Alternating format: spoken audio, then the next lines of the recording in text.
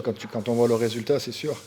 Après, il y a une bonne équipe de Boulazac qui est tombée contre une équipe de Quimper assez pathétique dès le début du match, alors que les consignes étaient de commencer à jouer dur, à rentrer dans le match dur, et puis on les a regardés jouer tout simplement. Comme je leur ai dit, vous faites un métier fabuleux, il ne faut pas rendre des copies comme ça, quoi. Donc il faut se battre jusqu'au bout. Dès le début, le premier 5 a mis le ton, et nous on a continué, tous ceux qui sont rentrés, ils ont amené encore plus d'intensité, et ça a duré 40 minutes. En plus c'est ça, il y a eu un petit mou à la fin du troisième, mais on a bien commencé le quatrième pour bien finir le match, donc c'est très positif. Ouais, Baptiste était diminué aujourd'hui, en plus avec Martine du coup, qui n'est plus là. On a eu du temps de jeu et on a été prolifique, donc c'est ça, je pense que c'est ça aussi qu'on attend de nous, donc aujourd'hui on l'a été, donc parfait. C'était un match qui était plus facile que prévu, je trouve. On a eu, parce qu'on se l'est rendu aussi un peu plus facile, mais c'est vrai qu'on était déçus de notre match à Saint-Vallier.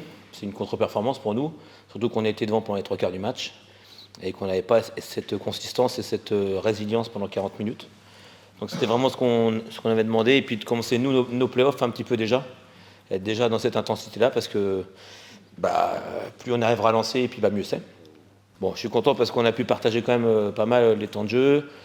Nick avait beaucoup joué en première, on a pu le préserver un petit peu. Et puis on voit 2-3 personnes qui émergent. J'ai bien aimé le match de Paul Milon qui a montré de très très belles choses ce soir. La meilleure nouvelle de la soirée, c'est vrai, avec le fait qu'on ait pu remporter ce match, parce que j'étais pas du tout confiant avant ce match-là. On sortait de 2 défaites, dont la dernière n'était pas terrible. Donc on avait vraiment envie de faire un match plein. Et puis nous, ce qui nous intéresse maintenant, c'est le prochain match. Comme d'habitude, Évreux vient d'aller gagner à Saint-Vallier, alors que Saint-Vallier était encore devant à 3 minutes de la fin. Donc ça ne sera pas un match simple. Il faut qu'on récupère, il faut qu'on s'en mette dedans. Mais c'est vrai que quand on gagne, on peut regarder ce que font les autres.